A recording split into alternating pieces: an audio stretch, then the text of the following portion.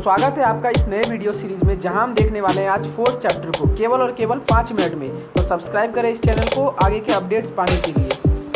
तो आइए बात कर लेते हैं फोर्स क्या है। तो फोर्स किसी भी ऑब्जेक्ट का पुश और पुल होता है, यानी कि खिंचाव या धक्का जो उस ऑब्जेक्ट के मोशन में या वह ऑब्जेक्ट रुका हुआ है तो उसमें चेंजेस ला दे। जैसे कि यहाँ आप देख रहे हैं रेसलर किसी भी एक ऑब्जेक्ट को मार रहा है जिससे उसके पोजीशन और शेप में क्या आ रहा है, चेंजेस आ रहा है। तो ये यहाँ पर फोर्स लग रहा है।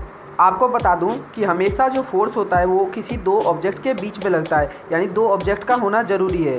फोर्स एक वेक्टर क्वांटिटी है, यानी कि इसका मैग्नीट्यूड और डायरेक्शन दोनों होता है। आपको बता दें कि फोर्स का जो ऐसा यूनिट होता है वो होता है न्यूटन।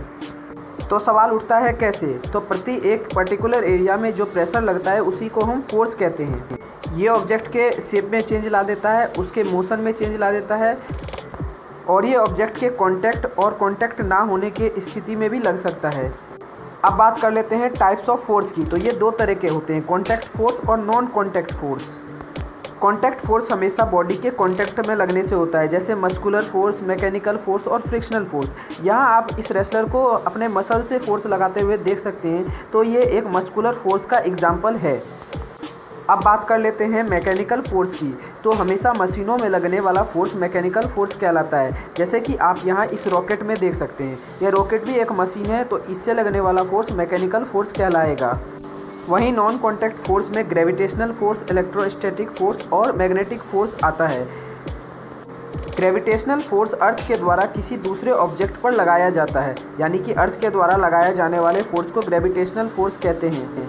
वहीं मैग्नेटिक फोर्स में फोर्स मैग्नेट द्वारा किसी दूसरे ऑब्जेक्ट यानी कि मेटल पर लगाया जाता है, जिससे वो ऑब्जेक्ट उस मैग्नेट के पास आकर चिपक जाता है। चलिए अब बात कर लेते हैं इलेक्ट्रोस्टैटिक फोर्स की।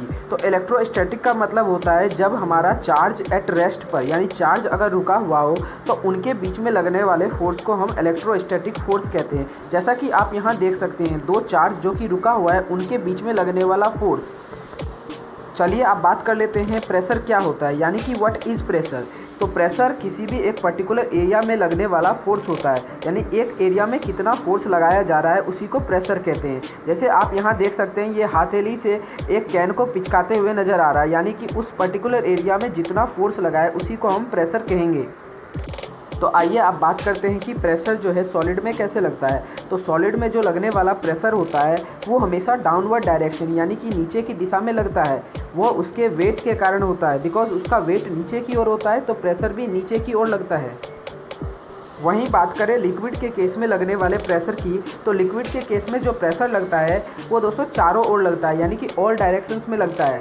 यदि आपने किसी कैन में वाटर को भरकर देखा होगा तो वाटर से क्या होता है, उस कंटेनर पर चारों दिशाओं में, यानी कि सभी दिशाओं में हर एक वाटर ड्रॉपलेट्स प्रेशर लगाता है। हर एक कंटेनर में रहने वाला वाटर ड्रॉपलेट्स अपने चारों ओर प्रेशर लगाता है।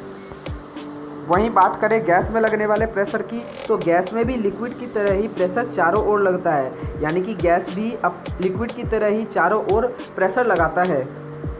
तो चलिए अब बात कर लेते हैं कुछ अदर फैक्ट्स की। तो आपको बता दें, जो चार्ज होते हैं सेम चार्ज वो एक दूसरे को रिपेल करते हैं, यानी कि अगर पॉजिटिव और पॉजिटिव चार्ज है तो वो रिपेल करेंगे, और जो अपोजिट चार्ज होते हैं वो एक दूसरे को अट्रैक्ट करते हैं, जैसे कि पॉजिटिव और नेगेटिव चार्ज।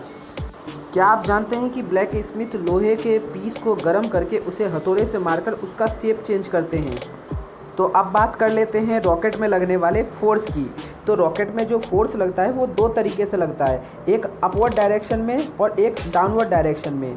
अपवर्ड डायरेक्शन में लगने वाला जो फोर्स होता है उसे हम फोर्स ऑफ पुश कहते हैं, और डाउनवर्ड यानी कि नीचे की ओर लगने वाले फोर्स को हम फोर्स ड्यू टू ग्रेविटी, यानी कि ग्रेविटी के कारण नीचे लगने वाला फोर्स कहते हैं। एंड इसीलिए रॉकेट को अपने इस ऑर्बिट से बाहर निकालने के लिए ऑर्बिटल वेलोसिटी की ज़रूरत होती है, जो कि 11.2 किलोमीटर पर सेकंड होती है, यानी कि एक सेकंड में उसे 11.2 किलोमीटर की रफ्तार चाहिए इस ऑर्बिट को पार करने के लिए। तो मिलते हैं अगले वीडियो में, जब तक के लिए आप इस चैनल को सब्सक्राइब कर दीजिए और इस वीडियो को लाइक और अपने दोस्तों को शेयर भी कर दीजिए, क्योंकि इस तरह का वीडियो कंटेंट आपको हम बहुत मुश्किल से प्रोवाइड करवा पाते हैं।